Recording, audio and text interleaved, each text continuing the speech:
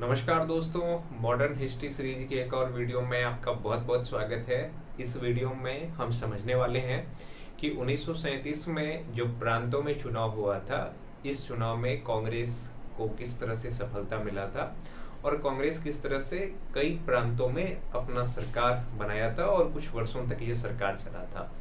तो जैसे कि आपको पता है कि 1935 में जो भारत शासन अधिनियम आया था, इस अधिनियम में कई सारे प्रावधान थे। उन्हीं प्रावधान में से एक प्रावधान ये था कि प्रांतों में उत्तरदायी सरकार की स्थापना किया जाएगा, रिस्पॉन्सिबल गवर्नमेंट की स्थापना किया जाएगा।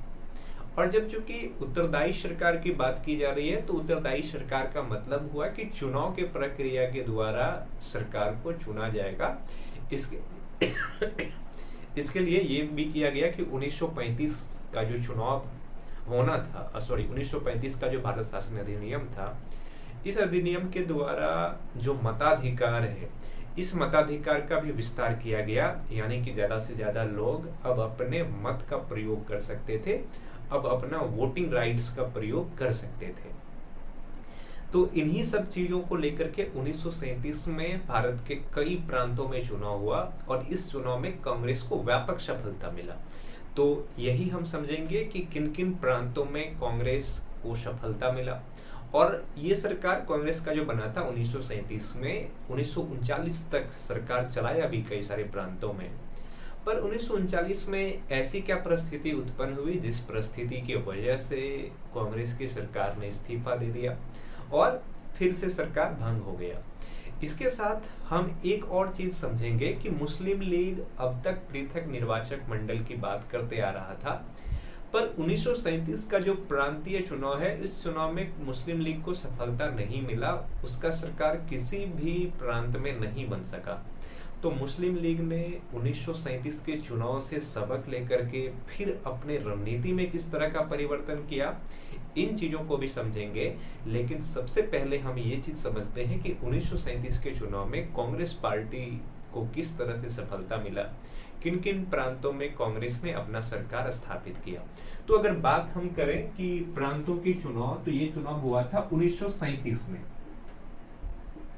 1937 में ये चुनाव हुआ और इस चुनाव में कांग्रेस पार्टी को जो 5 प्रांत है, ये 5 प्रांत में कांग्रेस पार्टी की सीधी तौर पर सरकार बन गई। ये 5 प्रांत कौन कौन थे? एक तो उस समय की जो यूनाइटेड प्रोविंस था जिसको हम ये कहते हैं,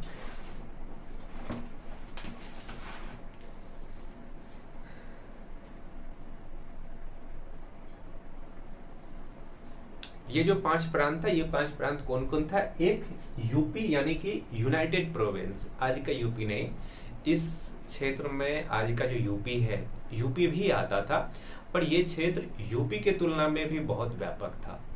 इस क्षेत्र में भी कांग्रेस पार्टी ने 1937 के चुनाव में सफलता पाया और इस क्षेत्र में अपना सरकार बनाया।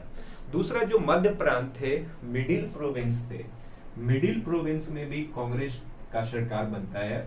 उसके बाद बिहार में, उसके बाद उड़ीसा, आज का जो उड़ीसा है, और जो मद्रास है, इन सब प्रांतों में कांग्रेस पार्टी ने अपना सरकार का गठन किया। यहाँ पे कांग्रेस पार्टी की सरकार सीधे तौर पर बनाया।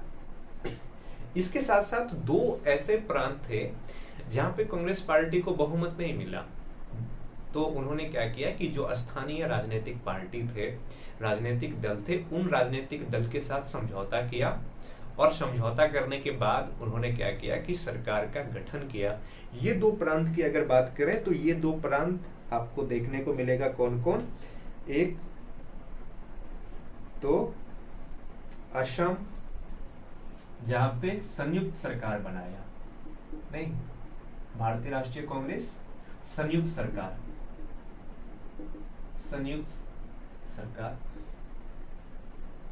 संयुक्त सरकार का मतलब क्या हो गया कि इन्होंने क्या किया कि वहां की जो स्थानीय पार्टी थे, लोकल कुछ पॉलिटिकल पार्टी थे, उनके साथ गठबंधन किया और इस गठबंधन के बाद 2 ऐसे प्रांत थे जहां पे सरकार उन्होंने बनाया।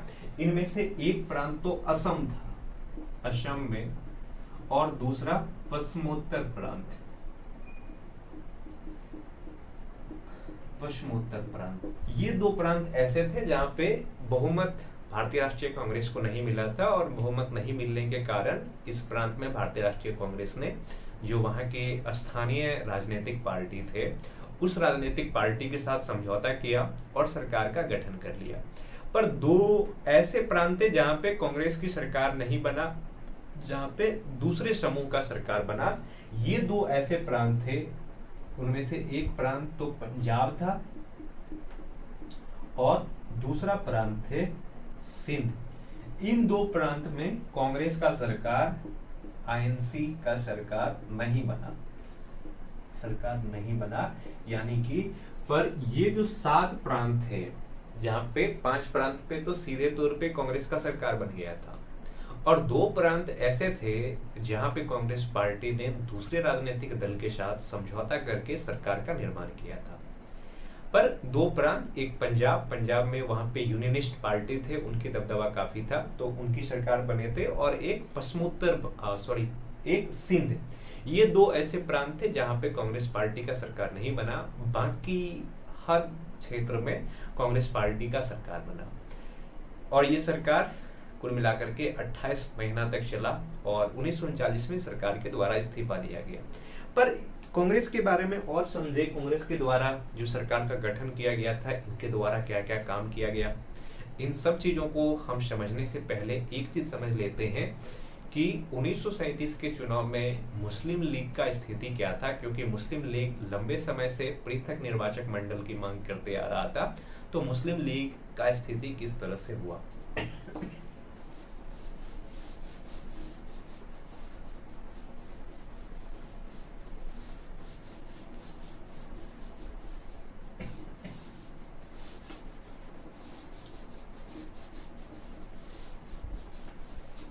तो देखिए, अगर हम देखें 1937 के चुनाव में मुस्लिम लीग, ऑल इंडिया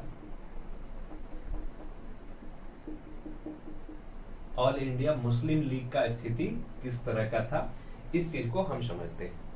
तो 1937 के चुनाव में हुआ क्या कि मुस्लिम लीग का सरकार भारत के किसी भी प्रांत में नहीं बन सका, नहीं। और जब मुस्लिम लीग का सरकार नहीं बना तो मुस्लिम लीग को इस चीज का एहसास हो गया कि संयुक्त भारत में उसका कोई अस्तित्व नहीं है। भले ही पृथक निर्वाचक मंडल वाले जो क्षेत्र था वहां पे मुस्लिम सदस्य चुन करके प्रांत में पहुंचा था, पर सरकार नहीं बना सके थे। तो उसके बाद क्या हो गया कि 1937 के चुनाव के बाद मुस्लिम लीग ने अपने आप को बदलना प्रारंभ किया, और अब तक जो मुस्लिम लीग शिक्षित समूह के राजनीतिक पार्टी हुआ करते थे, जिसमें अली जिन्ना थे, और जो पढ़े लिखे विद्वान मुस्लिम लीग का सदस्य थे, इन्होंने क्या किया कि अपने पार्टी का विस्तार करना शुरू किया। नहीं, पार्टी का विस्तार किया।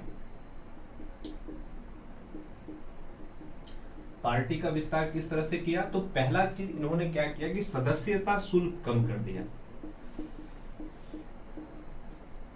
सदस्यता शुल्क कम कर दिया, सदस्यता शुल्क में कमी। तो पहला काम इन्होंने ये किया कि अपने पार्टी में शामिल होने वाले लोगों की सदस्यता शुल्क कम कर दिया, यानी कि बहुत कम पैसे दे करके कोई भी व्यक्ति जो ऑल इंडिया मुस्लिम लीग है, ऑल इंडिया मुस्लिम लीग के सदस्य बन सकते थे। दूसरा, इन्होंने ये चीज समझ लिया कि अब जरूरी है कि जो हमारी धार्मिक विचारधारा है, इस धार्मिक विचारधारा को और राजनीतिकरण किया जाए। तो इन्होंने क्या किया कि मस्जिदों का सहारा लेना शुरू किया, उलेमा का सहारा लिया। उलेमा के साथ तो इन्होंने क्या किया कि मस्जिदों में जाकर के जो मुस्लिम लीग के नेता थे वो बैठने लगे, उलेमाओं के साथ बहस करने लगा, धर्म पर चर्चा करने लगा। और इस तरीके से इन्होंने क्या किया मुस्लिम लीग ने कि अपने मतलब जो उनकी ये मान सकते हैं कि सदस्य की संख्या है, सदस्य की संख्या का विस्तार किया, और सदस्य की संख्या को विस्तार करने के लिए अब उन्होंने धर्म का सहारा लेना शुरू कर दिया। एक और चीज क्या हो गया कि मुस्लिम लीग ने 1940 में किया, 1940 में मुस्लिम लीग का होता है कौन सा एक लाहौर अधिवेशन। मुस्लिम लीग का होता है लाहौर अधिवेशन। मुस्लिम लीग क्या करते हैं कि लाहौर अधिवेशन करते हैं।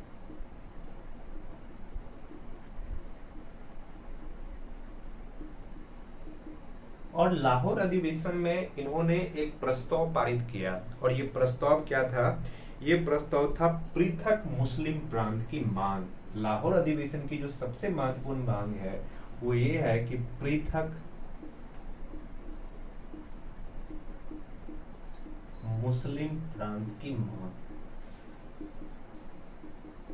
की मांग, क्योंकि मुस्लिम लीग को इस चीज का अब एहसास होना शुरू हो गया कि जब तक पृथक मुस्लिम प्रांत नहीं बनाया जाएगा तब तक उनका सरकार प्रांत में भी नहीं बन पाएगा, क्योंकि प्रांत में ज्यादातर आबादी ऐसे थे जो गैर मुस्लिम थे, जिसमें कि हिंदू समुदाय के थे या सिख समुदाय के थे। तो वहां पे जिन क्षेत्रों पे मुस्लिम लोगों के लिए सीट आरक्षित किया जाता था वहां पे तो मुस्लिम लीग का विजय हो जाता था। पर जब बात होती थी सरकार बनाने के लिए, क्योंकि सरकार बनाने के लिए उस राज्य में जितने सीट है उनमें से आधे से अधिक सीट की संख्या किसी एक राजनीतिक पार्टी या फिर उसके गठबंधन के पास होना चाहिए, तब जाकर के ही सरकार बनता। तो ऐसे स्थिति में मुस्लिम लीग ने ये एहसास किया कि ऐसा स्थिति कभी बन ही नहीं पाएगा कि किसी प्रांत में आधे से अधिक सीट पर मुस्लिम लोग विजय प्राप्त करके आए, उसके पार्टी के लोग चुनाव जीत करके आए और वहां पे सरकार बनाए। तो इसके लिए क्या जरूरी है? इसके लिए जरूरी है कि हम क्या करेंगे कि एक पृथक प्रांत की मांग करेंगे, सेपरेट प्रोविंस की मांग उठाना शुरू कर दिया मुस्लिम लीग 1940 के अधिवेशन में। अब देखिए, एक तरफ मुस्लिम लीग क्या कर रहे हैं कि भारतीय राष्ट्रीय कांग्रेस सरकार चला रहा है, नहीं, क्योंकि उन्होंने बहुत सारे प्रांतों में अपना चुनाव जीत लिया। तो भारतीय राष्ट्रीय कांग्रेस का भी ध्यान मुस्लिम लीग के कार्यों पे नहीं गया। दूसरी तरफ मुस्लिम लीग अपने राजनीतिक महत्वाकांक्षा का विस्तार कर रहा है, अपने विचारधारा को परिवर्तन कर रहा है, अपने मांगों को परिवर्तन कर रहा है, और मुस्लिम लीग के इन मांगों को कांग्रेस अभी देख नहीं रहे हैं, और इसके बदले जो कांग्रेस को कदम उठाया जाना चाहिए था वो कदम उठाया नहीं। और इसी का परिणाम आगे हम पढ़ेंगे कि क्या होता है कि भारत के विभाजन की मांग बहुत तेज होता है और अंततः भारत का विभाजन हो जाता है। अब देखिए, 1934 के चुनाव में भारतीय राष्ट्रीय कांग्रेस का विजय हुआ, और भारतीय राष्ट्रीय कांग्रेस के बहुत सारे सदस्य क्या हो गया, चुनाव और भारतीय राष्ट्रीय कांग्रेस। पर इस चुनाव में गांधी जी क्या कर रहे थे? गांधी जी अभी भी भारतीय राष्ट्रीय कांग्रेस के सदस्य नहीं है। उन्होंने महसूस किया कि कुछ समय भारतीय राष्ट्रीय कांग्रेस से अलग होकर के उसको दूसरे सामाजिक कार्य, रचनात्मक कार्य में लगाना चाहिए। तो 1937 के चुनाव में कई सारे प्रांत में कांग्रेस अपना सरकार चला रहा था, पर गांधी जी कांग्रेस के नेताओं को दो बात के लिए क्या किया, तैयार रहने के लिए क्या कहा। इनमें से पहला कि इस पद का जो इस्तेमाल है, नहीं, सरकारी पद का उपयोग ब्रिटिश सरकार के अनुरूप नहीं होना चाहिए। यानी कि जो ब्रिटिश शासक कहेंगे कोई भी सरकार उस तरीके से काम नहीं करेंगे, क्योंकि प्रांतों में उत्तरदायी सरकार की स्थापना करने की बात की गई है। प्रांत में सरकार जो बना है, ये सरकार फ्री होकर के डिसीजन ले सकते हैं।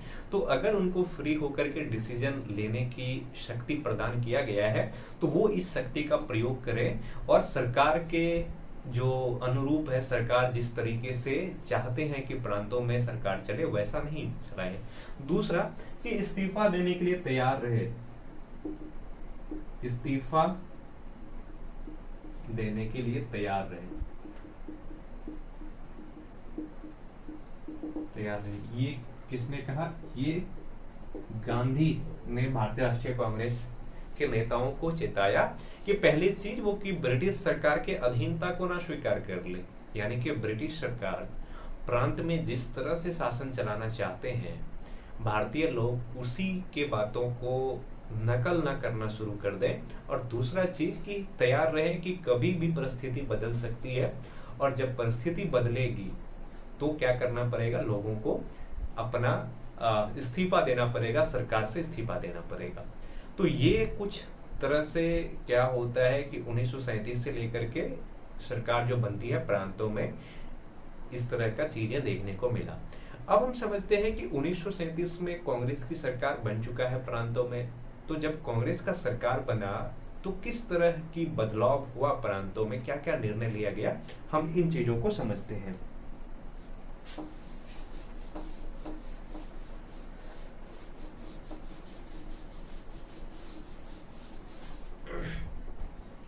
तो अब हम समझते हैं कि कांग्रेस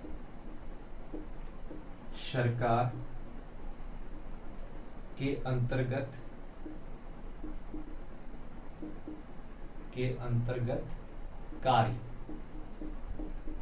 कार्य यानी कि जब तक कांग्रेस सरकार प्रांत में शासन किया, उसके अंतर्गत क्या क्या कार्य हुआ। तो कई सारे कार्य हुए। सबसे पहला कार्य तो जितने भी लोग को बंदी बनाया गया था सविनय अवज्ञा आंदोलन के दौरान, उन बंदियों को छोड़ दिया गया, उन बंदियों को रिहा किया गया। नहीं, तो पहला काम तो यही हो गया कि जो कैदी थे, राजनीतिक कैदी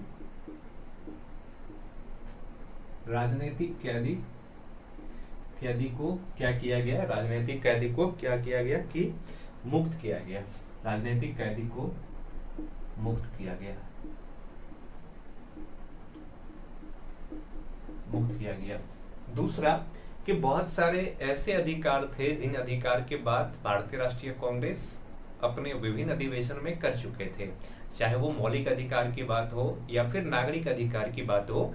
तो ये सही समय था भारतीय राष्ट्रीय कांग्रेस के लिए, क्योंकि प्रांत में उसका सरकार बन चुका है और वो लंबे समय से मौलिक अधिकार के बारे में बात करते आ रहा है, नागरिक अधिकार के बारे में बात करते आ रहा है।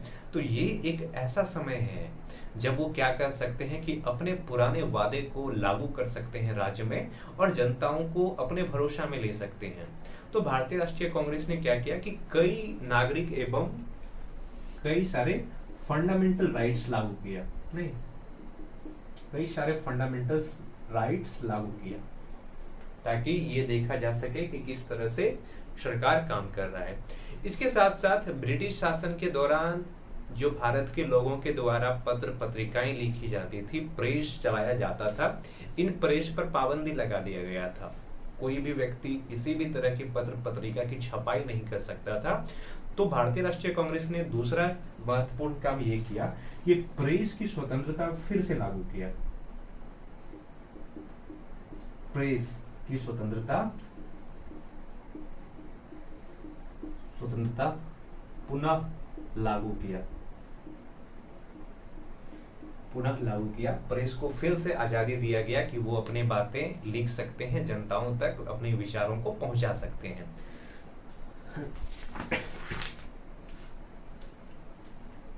और उसके बाद क्या हो गया कि देखिए, जो भी व्यक्ति सविनय अवज्ञा आंदोलन के दौरान आंदोलन का हिस्सा बने थे और वो सरकारी सदस्य थे, यानी कि सरकार के ऑफिस में किसी तरह की नौकरी कर रहे थे, जॉब कर रहे थे, उन सारे सदस्यों के पेंशन को, वेतन को रोक दिया गया था, यानी कि उसको नौकरी से निकाल दिया गया था। तो भारतीय राष्ट्रीय कांग्रेस ने क्या किया कि जब प्रांत में उसका सरकार बना तो सविनय अवज्ञा आंदोलन के दौरान जिन भी लोगों की नौकरी समाप्त किया गया था या फिर जो भी व्यक्ति पेंशन प्राप्त कर रहे थे उनके पेंशन को रोका गया था, उसके नौकरी को फिर से बहाल किया और फिर से उसके पेंशन को लागू किया। नहीं, तो पुनः पेंशन दिया गया किसको, जो व्यक्ति सिविल डिसओबीडियंस मूवमेंट से जुड़ा हुआ था। नहीं, सिविल डिसओबीडियंस मूवमेंट से जो भी व्यक्ति जुड़ा हुआ था उनका पेंशन फिर से लागू किया गया। तो ये कुछ महत्वपूर्ण निर्णय लिया गया भारतीय राष्ट्रीय कांग्रेस के द्वारा। और प्रांतों में नागरिक अधिकार किस तरह से बहाल किया जाए, किस तरह से प्रांतों के लोगों को भारतीय राष्ट्रीय कांग्रेस अपने विचारधारा के अधीन लाया जा सके, इन तरह के कामों पर इन्होंने बल दिया। अब हम एक चीज समझते हैं कि आखिर 1939 में भारतीय राष्ट्रीय कांग्रेस के सामने क्या परिस्थिति उत्पन्न हुई जिसके वजह से भारतीय राष्ट्रीय कांग्रेस जो प्रांत में अब तक सरकार चला रहे थे, सभी प्रांतों से इस्तीफा दे करके क्या किया कि सरकार गिरा दिया और फिर आंदोलन करने के लिए तैयार हुआ। और इसके बाद हम समझेंगे कि उपलब्धियां क्या रही सरकार की।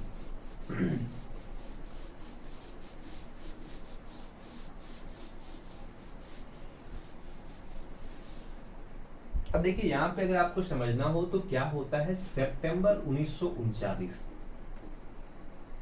सितंबर 1939 में क्या होता है कि भारतीय राष्ट्रीय कांग्रेस इस्तीफा दे देते हैं। प्रांतीय सरकार का इस्तीफा। इस दौरान कितने दिनों तक सरकार चला है, तो 28 माह तक नहीं, लगभग 1.5 साल तक सरकार चलाने के बाद भारतीय राष्ट्रीय कांग्रेस सितंबर 1939 में सरकार से इस्तीफा दे देते हैं और कहते हैं कि अब मुझे सरकार नहीं चलाना है। अगर इसके कारण को देखें तो सितंबर के आसपास 1939 में यूरोप में शुरू हो जाता है विश्व युद्ध, द्वितीय विश्व युद्ध, सेकेंड वर्ल्ड वॉर।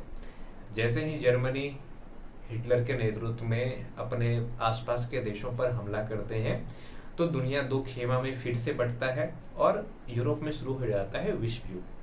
और जैसे यूरोप में विश्व युद्ध शुरू हुआ, ब्रिटिश सरकार ने क्या किया कि बिना भारतीय लोगों से पूछे हुए भारत को भी इस युद्ध में शामिल कर लिया, अपने खेमे में शामिल कर लिया। तो भारतीय राष्ट्रीय कांग्रेस के जो नेता थे वो अब सोचने के लिए मजबूर हो गए कि जब वो सरकार चलाने की उनको आजादी दिया गया है और विश्व युद्ध में शामिल होने जैसे इतना बड़ा महत्वपूर्ण निर्णय लिया गया ब्रिटिश सरकार के द्वारा और बिना पूछे लिया गया, किसी भी भारतीय राष्ट्रीय कांग्रेस के नेताओं से नहीं पूछा और न ही किसी प्रांतीय सरकार से पूछा गया और भारत को इस विश्व युद्ध में झोंक दिया गया। तो इसके बाद क्या करते हैं कि भारतीय राष्ट्रीय कांग्रेस के नेतृत्व में जितने भी राज्य में सरकार बना था सभी के सभी सरकार क्या करते हैं, इस्तीफा दे देते हैं और अपने आप को सरकार से अलग कर लेते हैं। पर इनके इस्तीफा के बावजूद कई ऐसे महत्वपूर्ण प्रभाव देखने को मिला। अगर हम सरकार के प्रभाव को देखें, अगर हम ये देखें कि क्या क्या लक्ष्य प्राप्त हुआ, तो पहला चीज भारतीय राष्ट्रीय कांग्रेस को ये अनुभव हो गया पहली बार कि किस तरह से सरकार चलाई जाती है, क्योंकि अब तक स्वशासन की मांग किया जा रहा था, भारतीय राष्ट्रीय कांग्रेस के द्वारा डोमिनियन स्टेटस की बातें की जा रही थी, बाद में पूर्ण स्वराज की भी बात की गई, पर अभी तक उसको अनुभव नहीं था कि प्रांतों में सरकार किस तरह से चलाया जाता है। हालांकि 1924 में जो चुनाव हुआ था उस चुनाव में वो सरकार का हिस्सा जरूर बने थे पर उसके हाथों में ज्यादा उत्तरदायित्व नहीं था। पर इस बार जो सरकार बना है इस सरकार में उसके हाथों में पूरी तरह से उत्तरदायित्व है और उसके पास एक अच्छा अनुभव प्राप्त हुआ किस चीज का, सरकार चलाने का। पहला चीज तो उसको सरकार चलाने का अनुभव हुआ। दूसरा चीज उन्होंने इस चीज को समझा कि जब तक सरकार जैसी शक्ति भारतीय लोगों के हाथों में नहीं आएगा तब तक भारत का कल्याण कर पाना मुश्किल है, तब तक भारतीय लोगों को अधिकार दे पाना मुश्किल है, संभव ही नहीं है, क्योंकि सभी निर्णय सरकार के द्वारा लिया जाता है। इसलिए ये जरूरी है कि भारतीय राष्ट्रीय कांग्रेस या फिर भारतीय लोगों के हाथों में सरकार की जिम्मेदारी आए। तो ये अनुभव भी इसको हुआ। तीसरा चीज अगर हम ये देखें तो अब तक जो ब्रिटिश नौकरशाही थे, नहीं ब्रिटिश नौकरशाही,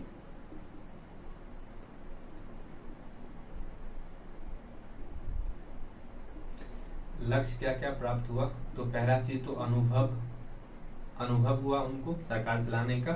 दूसरा कि भारतीय लोगों की आवश्यकता का महसूस हुआ। और तीसरा महत्वपूर्ण चीज जो हुआ वो हुआ कि ब्रिटिश नौकरशाही के मनोबल में कमी आया, क्योंकि अब तक प्रांतों में भी ब्रिटिश का सरकार था और ब्रिटिश के सरकार होने के वजह से जितने भी ब्रिटिश नौकरशाही थे मनमाने तरीके से काम करते थे, क्योंकि उसको लगाम लगाने वाला कोई नहीं था। लेकिन जैसे ही भारतीय लोगों का सरकार बना तो ब्रिटिश नौकरशाही के सामने अब ये दुविधा जरूर उत्पन्न हो गई कि वो बहुत सारे ऐसे निर्णय फ्री होकर के नहीं ले सकते हैं, मनमाने तरीके से नहीं ले सकते हैं जो पहले से वो लेते आ रहा था। तो ब्रिटिश नौकरशाही के मनोबल में भी क्या हो गया कि कमी आया। और तीसरा और चीज हम अगर देखें तो एक बार चूंकि भारतीय राष्ट्रीय कांग्रेस ने सरकार चलाने का अनुभव प्राप्त कर लिया तो जितने भी नेता, चाहे वो कांग्रेस से जुड़ा हुआ हो या दूसरे पार्टी से जुड़ा हुआ हो, अब वो चाहते थे कि जितना जल्दी हो सके भारतीय लोगों को स्वतंत्रता मिले, सरकार चलाने की आज़ादी मिल सके। तो कुल मिलाकर के जो 1937 के चुनाव है, जिसमें कि भारतीय राष्ट्रीय कांग्रेस को व्यापक सफलता मिला, पर दूसरी तरफ हम ये देखें तो मुस्लिम लीग इस चुनाव में पूरी तरीके से असफल रहता है और अपने असफलता के लिए वो मार्ग तलाश करते हैं और पृथक प्रांत की मांग शुरू हो जाती है। दूसरी तरफ भारतीय राष्ट्रीय कांग्रेस इस सरकार को चलाने के बाद एक अनुभव प्राप्त करते हैं ताकि वो आगे के समय में फिर से सरकार को चला सके।